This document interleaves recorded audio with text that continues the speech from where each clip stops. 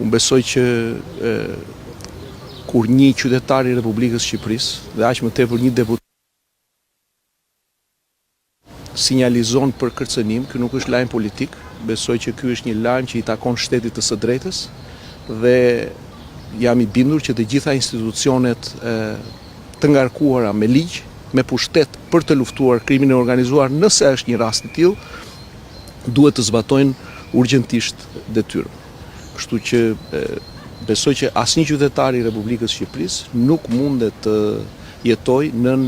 fuqinë e kërcënimit, por siç thash, kjo është një punë nga organet hetimore dhe organet ligjzbatuese si Policia e Shtetit, si SPAK-u, në rastet nëse kemi të tilla gjëra. Si pres solidaritet ndaj çdo shqiptari dhe jo më ndaj një kolegu, sepse kur një